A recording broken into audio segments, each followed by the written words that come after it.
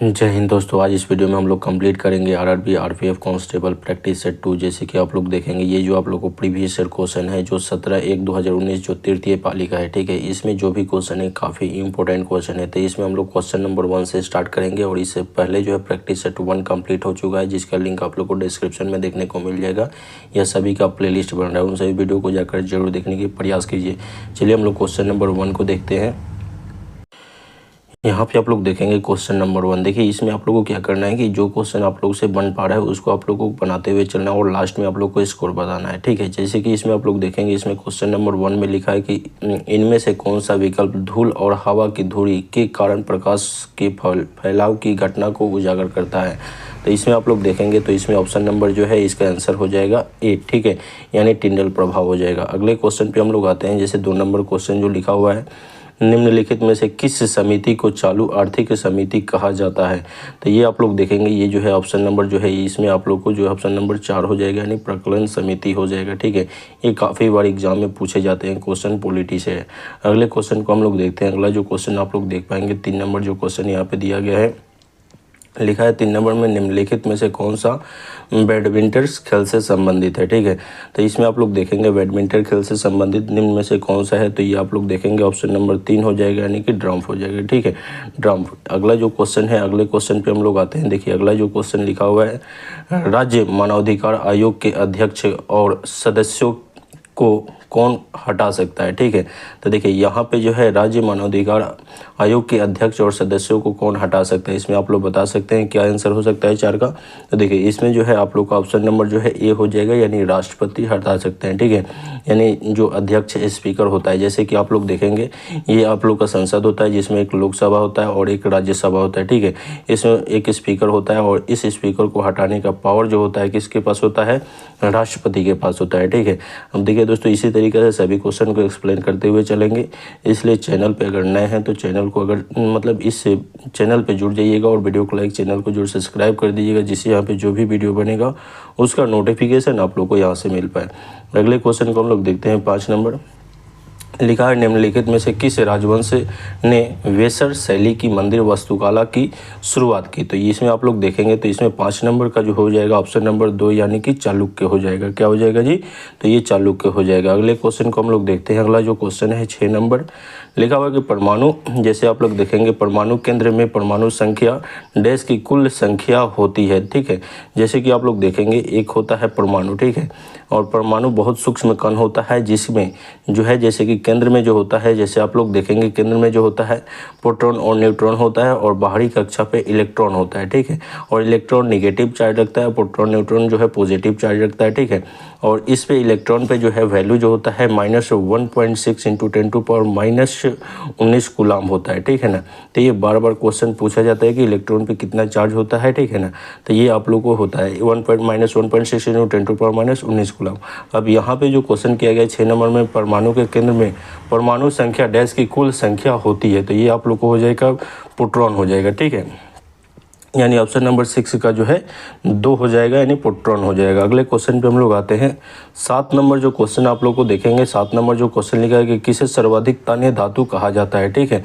तन्य मतलब जिसमें ज़्यादा तनाव हो उसको, मतलब इसमें आप लोग देखेंगे तो ये सोना हो जाएगा, ठीक है। सबसे ज़्यादा तन्य धातु जो है इसमें क्या हो जाएगा, ऑप्शन नंबर 3 हो जाएगा, यानी सोना हो जाएगा। अगले क्वेश्चन को हम लोग देखते हैं। लिखा हुआ है अगला क्वेश्चन देखिए 8 नंबर जो क्वेश्चन है लिखा हुआ कि न्यूट्रॉन के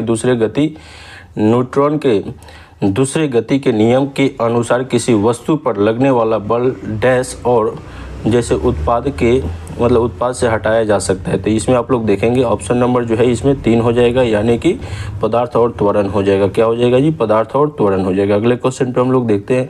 अगला जो क्वेश्चन आप लोग देखेंगे, निम्नलिखित में से कौन सी रबी की फसल है, ठीक है। तो इसमें आप लोग को बताना है कौन सा इसमें ऑप्शन हो सकता है। और देखिए आप लोग को जो 17/1/2019 का तृतीय पाली का जो आरपीएफ का एग्जाम हुआ था उसी का हूबहू क्वेश्चन इसमें हम लोग इंक्लूड किए हैं, ठीक है, जो आप लोग के एग्जाम के लिए काफ़ी बेहतर है और इससे आप लोग को लेवल का पता चल जाएगा कि हम कितने लेवल में हैं और कितना हम लोग को तैयारी करना है, ठीक है। और इस चैनल पर लगातार ऐसे वीडियो आते रहेगा, ठीक है ना। अब चलिए 9 नंबर में आप लोग को बताना है कि निम्नलिखित में से कौन सी रबी की फसल है। तो 9 नंबर का जो है ऑप्शन नंबर 2 हो जाएगा, यानी गेहूं हो जाएगा। क्या हो जाएगा जी, गेहूं। अगले क्वेश्चन पे हम लोग आते हैं। अगला जो 10 नंबर क्वेश्चन है लिखा हुआ है जवादी और सेवराय पहाड़ी भारत के किस राज्य में स्थित है, ठीक है। तो ये आप लोग को 10 का जो हो जाएगा ऑप्शन नंबर 3 यानी कि तमिलनाडु हो जाएगा, ठीक है, यानी ऑप्शन नंबर 3 हो जाएगा, ठीक है। अगले क्वेश्चन पे हम लोग आते हैं। अगला जो क्वेश्चन लिखा है कि ध्वनि की गुणवत्ता इसके डैश द्वारा निर्धारित की जाती है।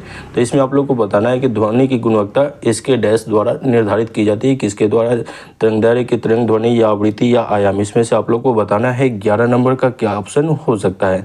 तो ये आप लोग देखेंगे जैसे कि इसमें आवृत्ति हो जाएगा, ठीक है, जैसे कि ये आवृत्ति होता है, ठीक है ना, और इस आवृत्ति ही बताता है उसका जो है मतलब गुणवत्ता, जैसे वो कितना तेज बाज रहा है, ठीक है ना, तो ये आवृत्ति बताएगा। अब देखिए इसका अगर आप लोग PDF लेना चाहते हैं तो हम व्हाट्सअप नंबर इसमें मेंशन कर देंगे, ठीक है। इस व्हाट्सअप नंबर से जुड़ जाइएगा जिसमें आप लोग को सारा PDF आप लोग को फ्री ऑफ कॉस्ट मिल जाएगा, या टेलीग्राम से आप लोग जुड़ सकते हैं जिसका लिंक आप लोग को डिस्क्रिप्शन में दिया गया है। चलिए आगे हम लोग देखते हैं। अगला जो 12 नंबर क्वेश्चन है लिखा हुआ है पाल साम्राज्य का संस्थापक कौन था, ठीक है। तो यहाँ पे आप लोग देखेंगे इसमें कौन हो सकता है। 12 नंबर का आप लोग देखेंगे तो इसमें पाल साम्राज्य का संस्थापक गोपाल होगा, ठीक है, क्या होगा जी, गोपाल। अगला जो है 13 नंबर लिखा हुआ कि ट्रॉफी के संबंध में MVP शब्द का पूर्ण रूप क्या होगा। MVP का पूर्ण रूप क्या हो जाएगा जी, तो यहाँ पे हो जाएगा ऑप्शन नंबर 3 यानी कि मोस्ट वैल्यूएबल प्लेयर, ठीक है, मोस्ट वैल्यूएबल प्लेयर्स हो जाएगा। अगला क्वेश्चन देखते हैं हम लोग। 14 नंबर क्वेश्चन आप लोग देखेंगे लिखा हुआ है कि मिलिंद पंधो पाठ किससे संबंधित है।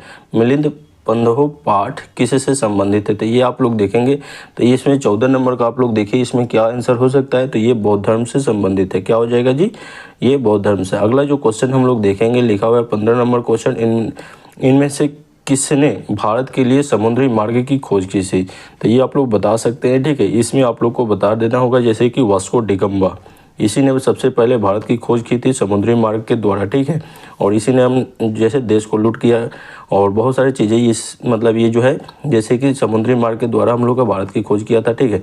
अगला जो 16 नंबर क्वेश्चन है देखेंगे। अगला हैंडबॉल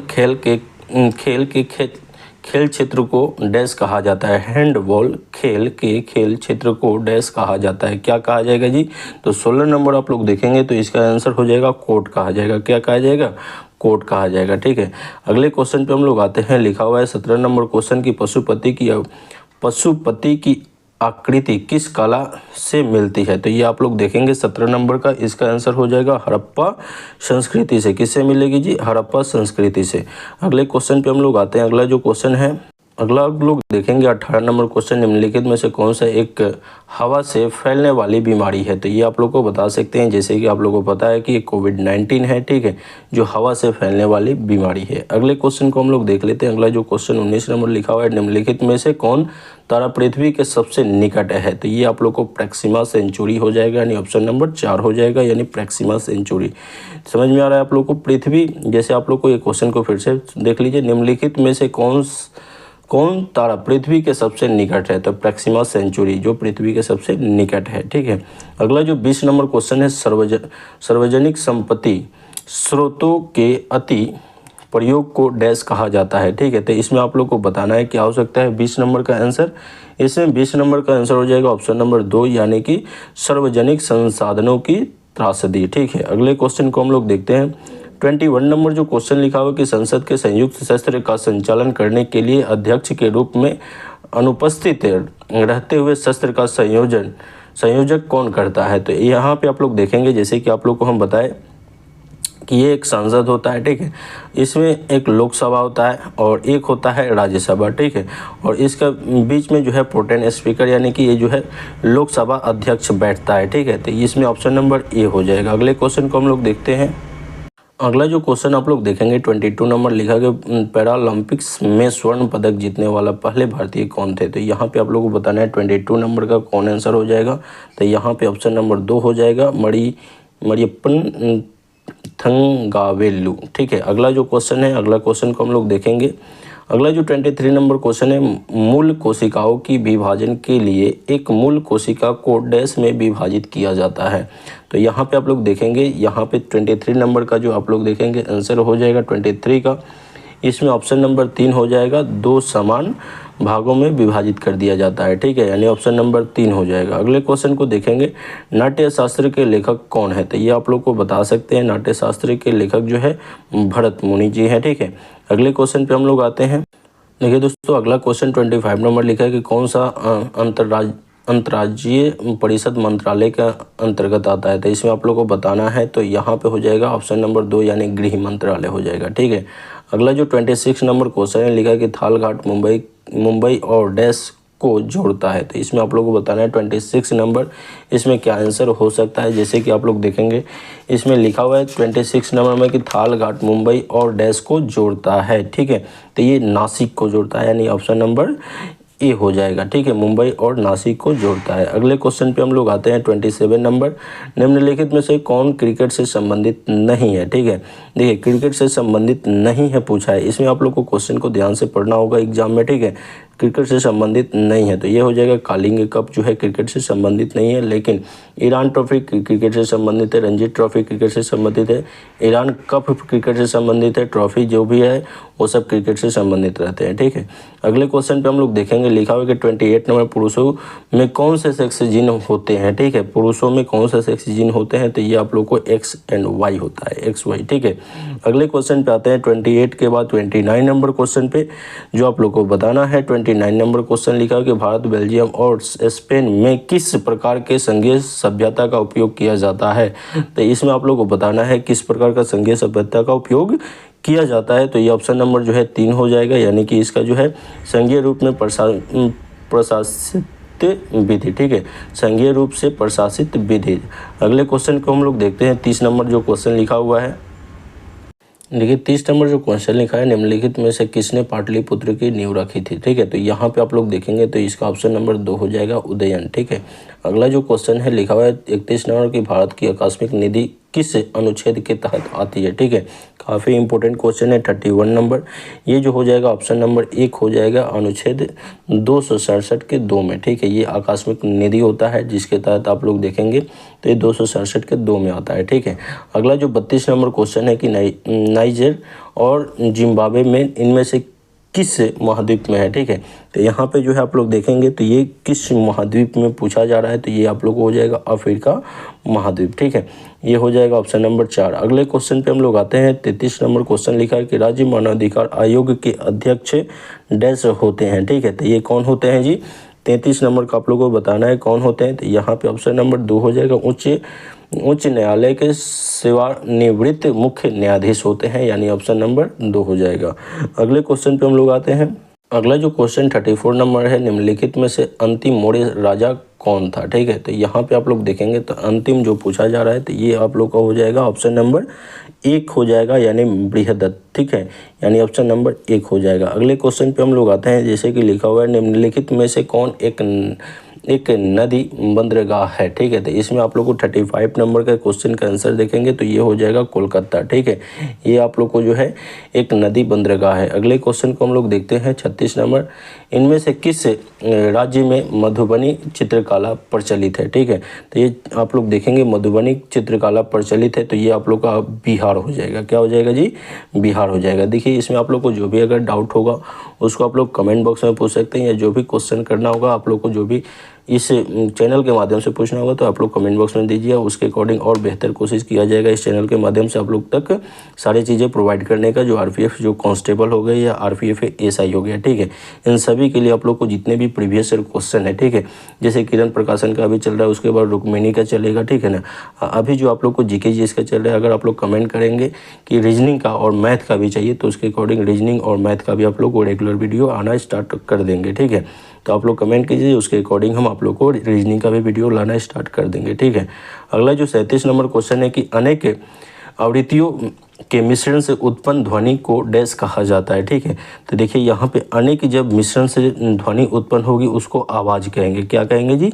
आवाज़ कहेंगे। अगले क्वेश्चन है 38 नंबर, निम्नलिखित में से कौन सा महासागर सबसे लंबी तट रेखा बनाती है, ठीक है।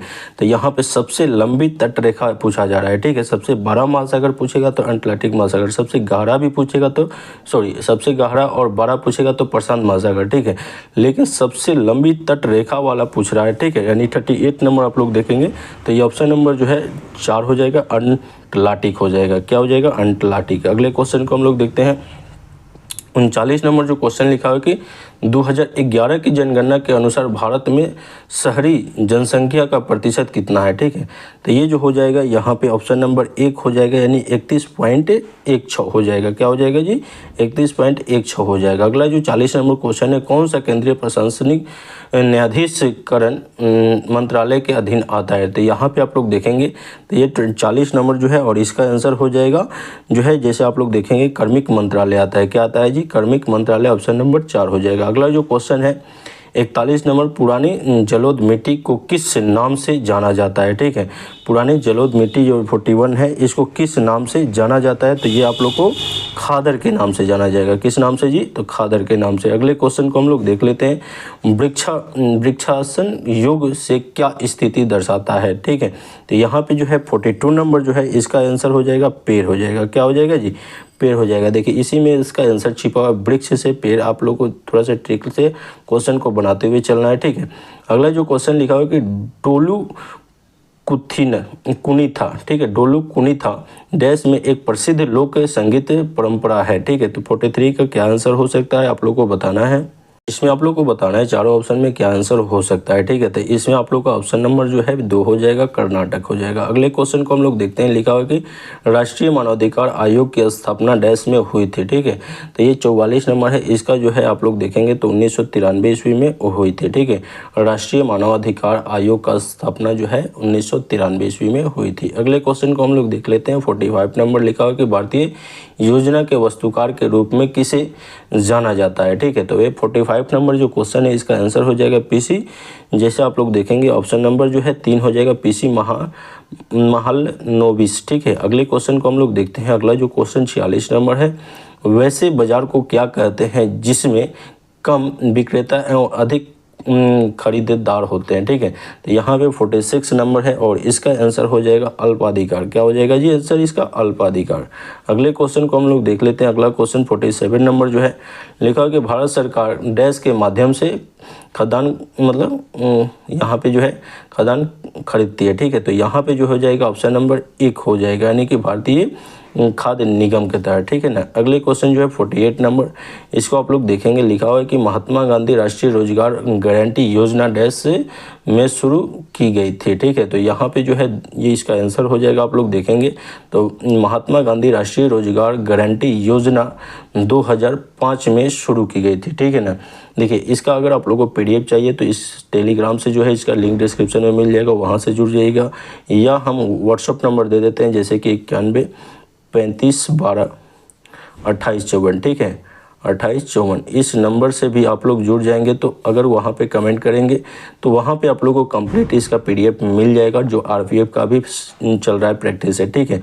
और इसमें मतलब आप लोग को 40 प्रैक्टिस सेट कंप्लीट करेंगे सिर्फ जीके जीएस का। इसी तरीके से अगर रीजनिंग का आप लोग कमेंट करेंगे तो रीजनिंग का भी आएगा, मैथ का अगर बोलिएगा तो मैथ का भी आएगा, ठीक है। तो इसी तरीके से कंप्लीट वीडियो आप लोग को इस चैनल पर देखने को मिलेगा रेगुलर, ठीक है। चलिए अगले क्वेश्चन को हम लोग देख लेते हैं। यहाँ पे 49 नंबर लिखा हुआ कि सिकंदर ने भारत पर किस वर्ष आक्रमण किया था? तो ये जो है 326 ईस्वी में किया था, ठीक है, 326 ईस्वी में, यानी कि ऑप्शन नंबर क्या हो जाएगा जी?